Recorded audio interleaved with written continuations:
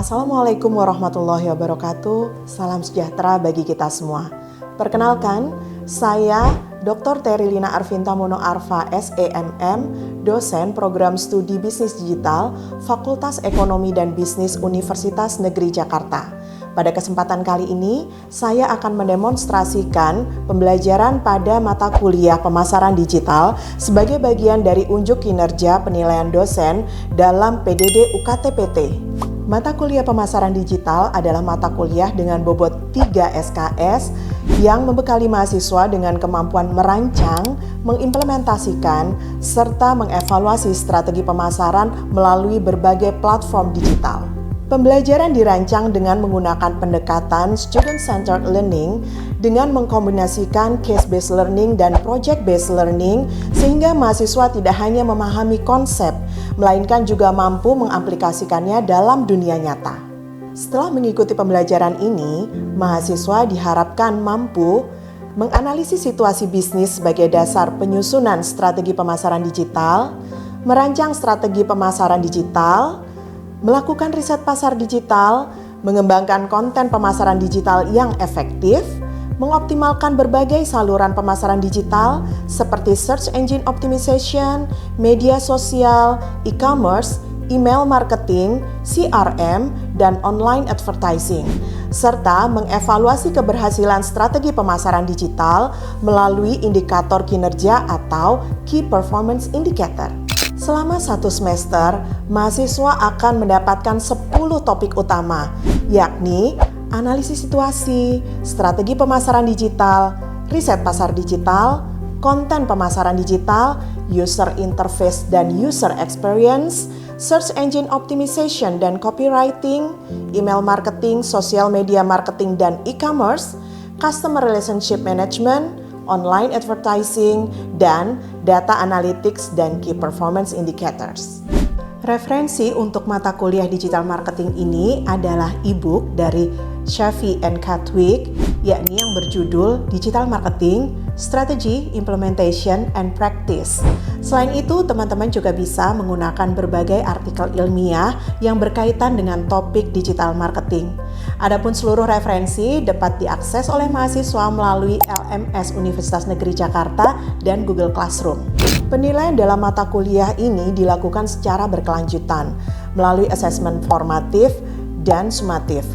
Asesmen formatif meliputi keaktifan dalam diskusi, penilaian kinerja, kuis, presentasi, dan penilaian diri maupun rekan sejawat. Sedangkan asesmen sumatif dilakukan melalui ujian tengah semester, melalui analisis studi kasus, dan ujian akhir semester melalui penilaian proyek yang meliputi laporan dan presentasi hasil proyek.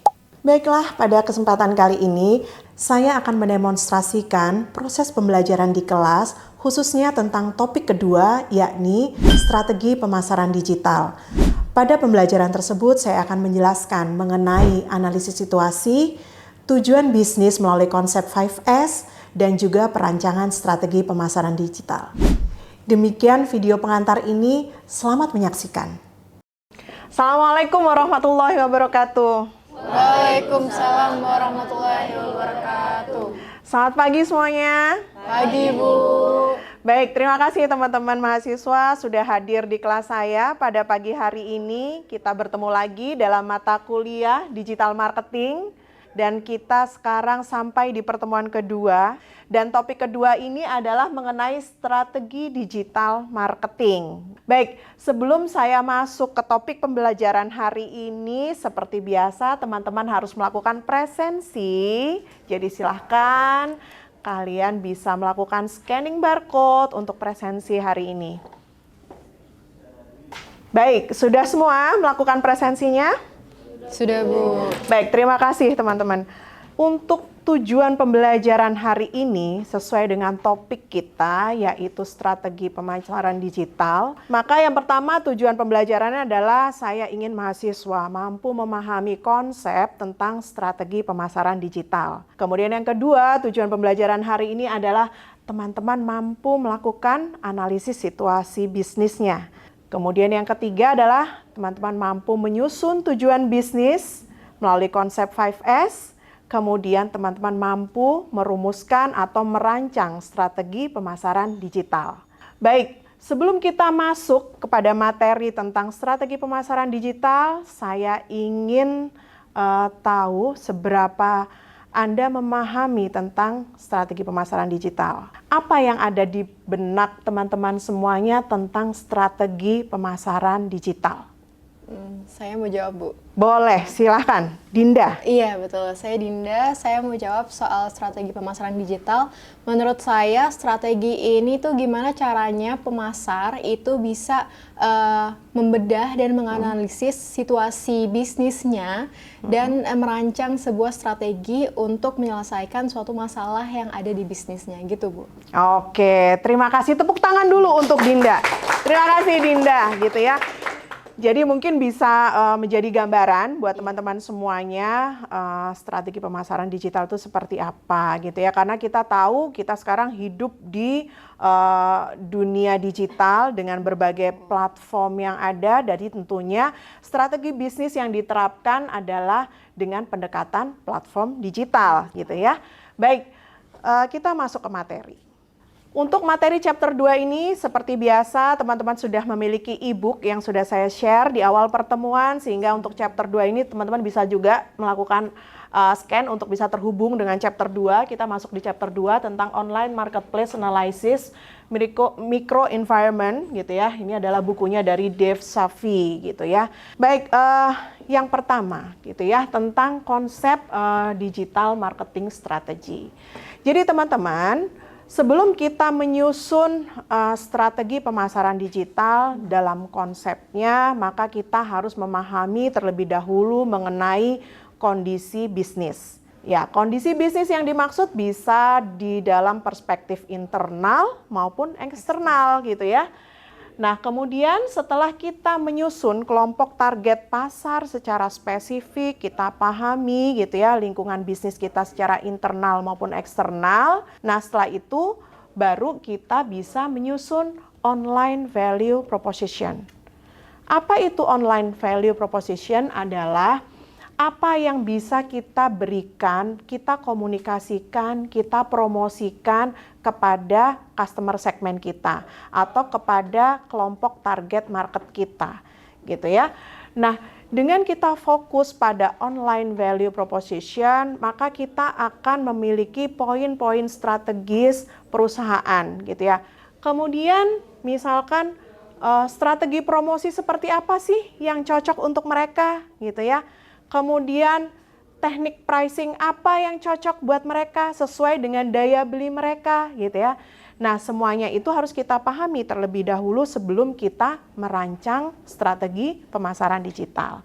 Tadi saya sampaikan bahwa sebelum kita merancang strategi pemasaran digital, kita harus kenali dulu siapa market kita. Gitu ya. Jadi kalau mungkin di mata kuliah pemasaran teman-teman sudah mengenal tentang STP gitu ya, segmenting, targeting, positioning gitu ya. Nah, ketika kita berbicara tentang market segmentation gitu ya, maka kita bisa meninjau segmen pasar kita itu melalui 4 hal atau 4 dimensi, teman-teman. Yang pertama apa? Geographics gitu ya. Kemudian dimensi yang kedua demographics. Dan yang ketiga, psychographics dan behavior. Oke ya. Nah, ini adalah cara kita mengelompokkan pasar berdasarkan segmennya. Ada 4 dimensi gitu ya. Ada dimensi geographics, demographic, psychographic, dan behavior. Baik, yang berikutnya kita akan masuk ke, nah ini adalah materi inti kita gitu ya. Jadi teman-teman, untuk merumuskan strategi pemasaran digital, kita punya tahapan yang namanya SOSTEC. SOSTEC ini adalah tahapan untuk kita merumuskan strategi pemasaran digital, gitu ya. Maka strategi ini ada di tahapan ketiga, teman-teman. Jadi hari ini kita mau ngejar untuk mencapai tahapan ketiga, yaitu perumusan strategi. Nah, untuk menuju tahapan ketiga, maka kita harus melakukan situation analysis, kemudian kita lakukan juga penyusunan objektif. Baru setelah itu kita bisa merancang strategi. Situation analysis itu adalah bagaimana cara pandang kita gitu menganalisis situasi yang terjadi baik secara internal maupun eksternal gitu ya. Dengan kita mampu menganalisis situasi yang terjadi, maka ini menjadi gambaran umum bagi kita atau menjadi landasan bagaimana kita akan menetapkan target kepada bisnis atau perusahaan kita ke depannya. Pertama adalah kita akan melakukan pengecekan terhadap kondisi perusahaan saat ini atau current condition di perusahaan saat ini. Bagaimana laporan keuangannya gitu, apakah baik-baik saja atau tidak. Bagaimana brand kita ditangkap oleh masyarakat, tadi target market kita atau segmen pasar kita, bagaimana mereka menangkap brand kita gitu ya. Kemudian kalau dari sisi eksternal kita bisa melihat misalkan tren yang berlaku saat ini seperti apa, apakah ada kesesuaian bisnis yang kita jalankan dengan tren yang ada saat ini, apakah ada kesesuaian misalkan produk atau jasa yang kita buat dengan selera pasar saat ini gitu ya.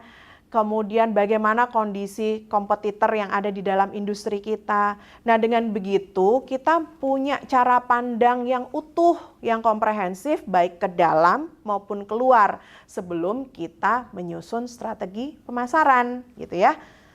Nah, untuk menyusun analisis situasi ini, maka teman-teman akan menggunakan tools yang namanya SWOT analysis.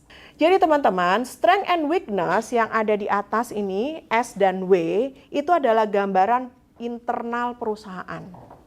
Gambaran internal perusahaan akan muncul di strength and weakness. Gitu. Kekuatannya apa? Tadi berdasarkan laporan keuangan, berdasarkan keunikan yang kita punyai dari produk dan layanan kita. Misalkan ada kekuatan organization culture yang kuat misalkan atau apa, itu adalah secara internal apa kekuatan bisnis kita dan apa kelemahannya. Misalkan, oh ternyata brand saya belum cukup kuat gitu ya. Misalkan karena ini adalah brand yang baru, misalkan baru muncul gitu ya. Nah, kemudian O dan T, opportunity dan threat, ini adalah gambaran dari lingkungan eksternal dari bisnis kita gitu ya. Jadi keberadaan brand kita, keberadaan perusahaan kita di lingkungan eksternalnya, di lingkungan industrinya punya opportunity apa ya? Punya peluang apa ya? Gitu ya. Ternyata misalkan di lingkungan eksternalnya saya termasuk satu-satunya kafe yang baru ada di lingkungan sini misalkan. Nah, kalau threats adalah ancaman gitu ya. Misalkan ternyata ancamannya adalah kita mendirikan bisnis yang sudah cukup menjamur, sudah cukup banyak. Jadi kompetitornya sudah cukup padat gitu ya. Nah, itu bisa jadi threats. Karena yang terjadi pada opportunity dan threat adalah sesuatu yang tidak bisa kita kontrol. Gitu ya. Karena ini adalah lingkungan eksternal.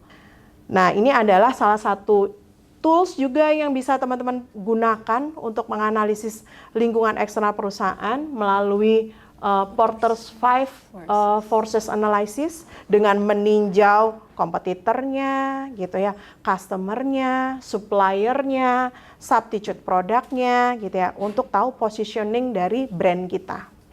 Itu tadi kita sudah memahami tentang bagaimana melakukan analisis situasi.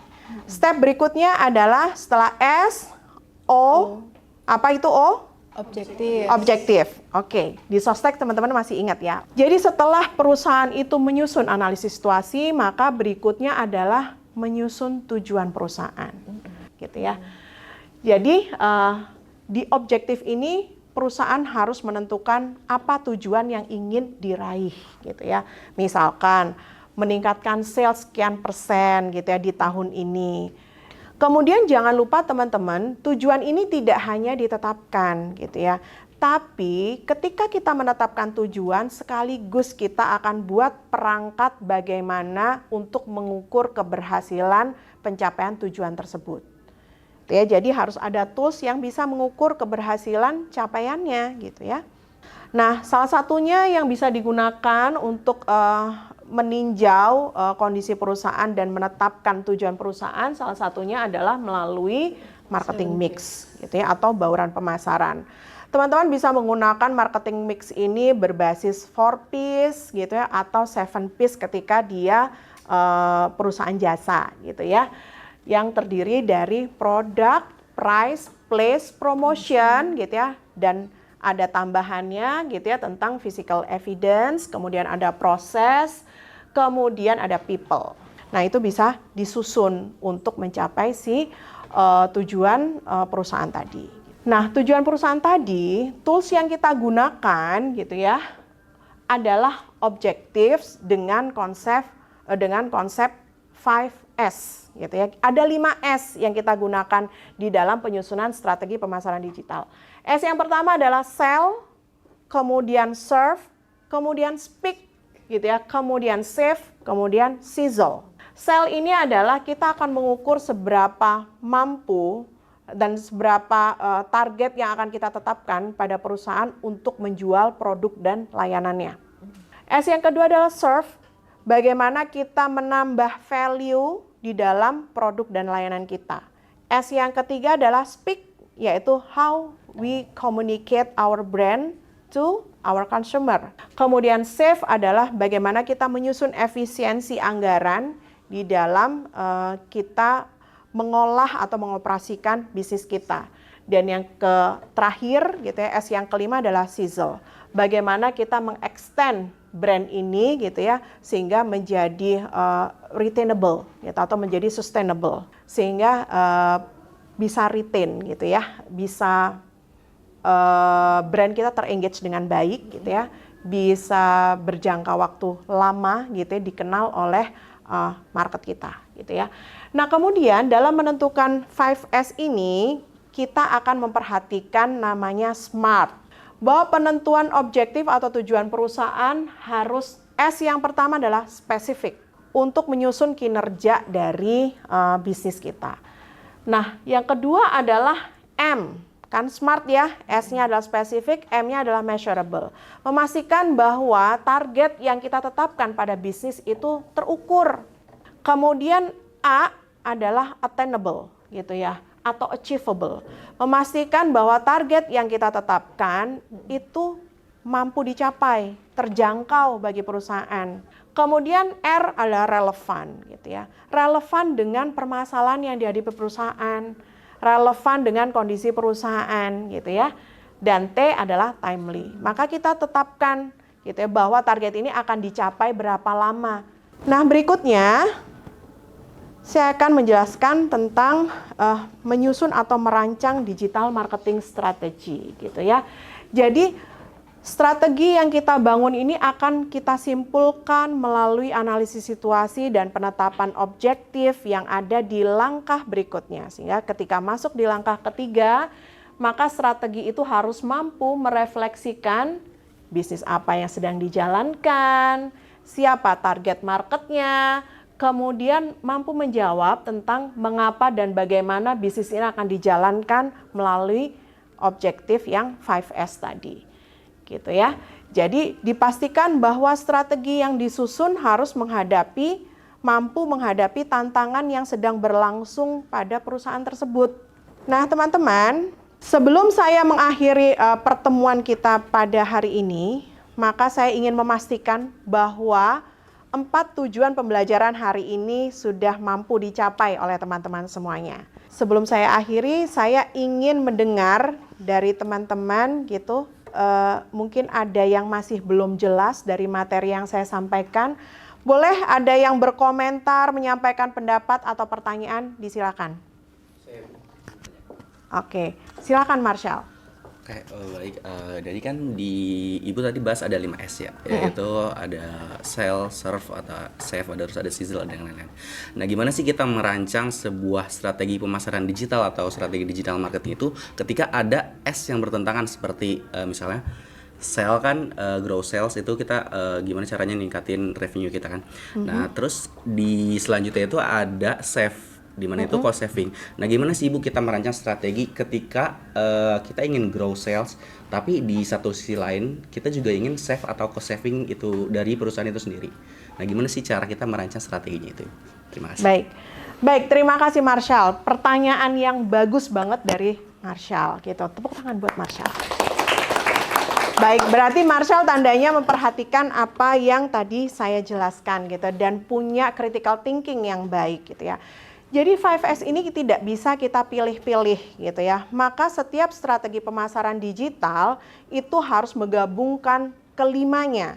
Kalau tadi di problemnya Marshall misalkan ada perusahaan dituntut untuk meningkatkan S yang pertama yaitu sales, tapi di sisi lain harus melakukan save atau saving. Maka ini memang lumrah yang dilakukan oleh perusahaan, bahwa perusahaan harus melakukan penganggaran terhadap biaya-biaya yang dikeluarkan. Bahwa setiap strategi yang dibangun oleh perusahaan selalu akan berkaitan dengan biaya. Tidak ada satupun strategi yang dibuat oleh perusahaan tanpa biaya. Nah, terkait dengan tadi saving yang seperti Marshall sampaikan, maka di antara banyak strategi yang kita susun, kita harus melakukan skala prioritas. Mana strategi yang memang urgent untuk diimplementasikan, untuk dirancang. Tentunya untuk mengantisipasi atau menyelesaikan problem terbesar dari perusahaan. Maka kita fokuskan anggaran tadi kalau kaitannya dengan saving Marshall gitu, kita bisa membuat skala prioritas. Kita fokuskan dulu kepada strategi-strategi yang urgent untuk menuntaskan permasalahan utama di dalam perusahaan. Kurang lebih seperti itu Marshall gitu. Apakah Marshall sudah paham? Paham, Ibu. Terima kasih. Iya, terima kasih Marshall.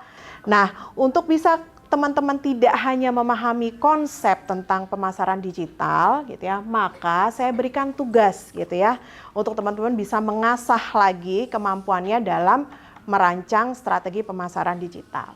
Maka saya minta teman-teman untuk bisa, tadi ada kita belajar beberapa tools gitu ya sebelum merancang strategi pemasaran digital. Yang pertama adalah saya minta teman-teman bisa berdiskusi dengan kelompoknya, dengan rekan yang ada di sebelahnya gitu ya. Yang pertama adalah menganalisis lingkungan bisnis Gramedia dengan menggunakan SWOT analysis.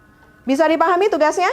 Bisa, Ibu. Baik, saya berikan waktu sekitar 5 menit, teman-teman bisa diskusi singkat dengan partnernya gitu ya untuk menjawab analisis kasus Gramedia di nomor 1 tentang analisis situasi dengan tools SWOT analysis.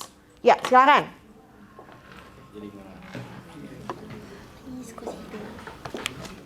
Baik, terima kasih teman-teman.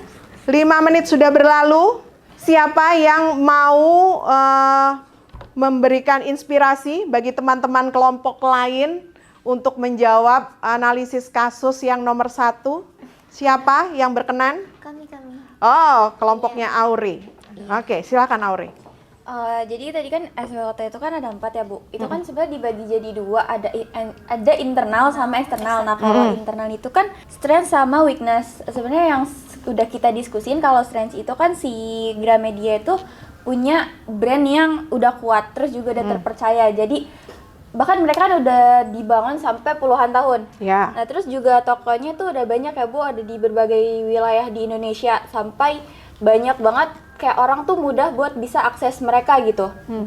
Terus si Gramedia juga punya hubungan baik sama para penerbit. Jadi si Gramedia itu nanti bisa adain buku yang terbaru sama eksklusif pun ada gitu di mereka.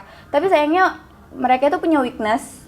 Biaya operasional dari Gramedia itu cukup besar ya, karena kan untuk bayar toko fisik ya, terus pegawainya juga. Betul. Nah terus mereka juga ketergantungan sama penjualan buku offline, ya kan. Mereka juga sebenarnya buat adaptasi digitalnya tuh masih kurang terhadap kalau dibandingkan sama toko digital yang memang dari awal tuh udah ada digitalnya gitu. Terus tadi kan di PPT Ibu kan kalau bagian weakness kan ada yang what do you need to improve gitu. Sebenarnya buat kita bisa ngasih saran ke Gramedia buat nanti tuh memperkuat transformasi digitalnya sama mengoptimalkan biaya operasional dari mereka gitu. Oke, terima kasih Auri. Ada tambahan lagi? Iya, boleh. Saya mau menambahkan, tadi kan Auri udah ngejelasin yang internalnya ya Bu ya, yang strength sama weakness. Nah, saya mau ngejelasin yang eksternalnya nih, yang opportunities sama threats-nya. Jadi dari hasil diskusi kita, peluang dari Gramedia ini sebenarnya cukup besar ya Ibu. Apalagi dia udah punya nama yang besar juga gitu. Iya, Nah, jadi yang pertama itu pertumbuhan omnichannel dan e-commerce. Jadi Gramedia itu bisa bisa mulai masuk ke channel-channel digital gitu dan juga e-commerce karena tadi kan dia masih terpaku sama penjualan offline ya, masih penjualan offline. Nah, selanjutnya itu ada peluang di tren komunitas literasi dan minat terhadap event edukasi karena kalau menurut kami itu zaman sekarang itu tren komunitas literasi itu lagi meningkat gitu, lagi tinggi-tingginya, apalagi ada juga tren kayak Gramedia Date gitu kalau Ibu tahu. Iya. Nah, selanjutnya itu ada peluang kolaborasi dengan penulis, komunitas, sekolah dan brand lain itu bisa Tingkatkan ditingkatkan gitu. Oke. Nah, lalu yang terakhir itu ada threats dari SWOT itu tadi atau ancaman. Nah, jadi ancaman di Gramedia itu persaingan marketplace dan toko buku online. Jadi kan tadi di opportunities juga udah disarankan kalau misalnya Gramedia ini ada baiknya mulai masuk ke ranah digital gitu yang nggak cuma di offline-nya doang karena itu bisa menjadi ancaman bagi Gramedia itu sendiri. Nah, selanjutnya itu ada meningkatnya penggunaan e-book gitu. Jadi e-book itu kayak buku yang bentuknya itu bukan berbentuk fisik gitu, Bu. Jadi bisa diakses di mana aja. Itu merupakan ancaman bagi Gramedia itu sendiri. Nah, terakhir itu ada kondisi ekonomi yang mempengaruhi daya beli masyarakat, apalagi sekarang kan dolar lagi melemah, kondisi ekonomi Indonesia juga lagi menurunnya gitu. Jadi ini menjadi ancaman bagi Gramedia itu sendiri gitu, Bu. Oke, terima kasih Aure dan Siska. Terima kasih. Tepuk tangan untuk Aure dan Siska. Oke. Baik teman-teman, itu tadi contoh jawaban dari Aure dan Siska yang sudah berdiskusi singkat mengenai jawaban dari analisis situasi yang ada untuk Gramedia gitu ya dengan menggunakan tools SWOT analysis.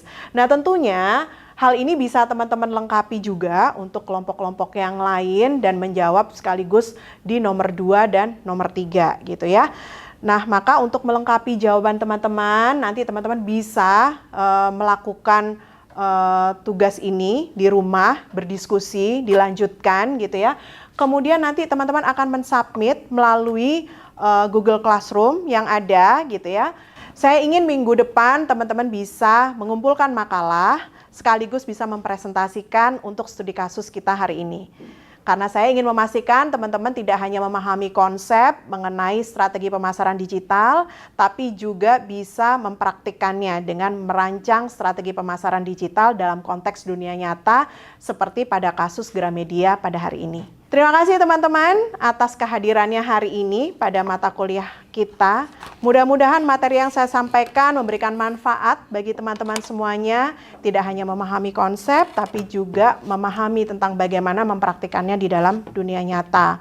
Tentunya saya mengharapkan kehadiran teman-teman pada pertemuan berikutnya. Dan ingat dikerjakan tugasnya dengan baik.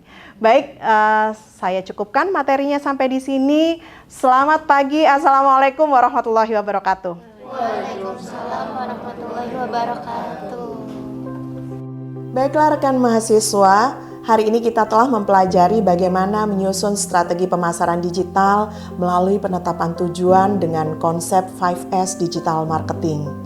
Saya berharap setelah pembelajaran ini, saudara tidak hanya memahami konsep secara teoritis, namun juga mampu menerapkannya dalam konteks nyata di dunia bisnis digital. Sebagai tindak lanjut pembelajaran, silakan menyelesaikan tugas yang telah saya berikan, karena saya mengajak rekan mahasiswa untuk terus mengeksplorasi praktik terbaik pemasaran digital melalui studi kasus dan perkembangan teknologi terkini. Terima kasih atas partisipasi Anda selama proses pembelajaran. Assalamualaikum warahmatullahi wabarakatuh.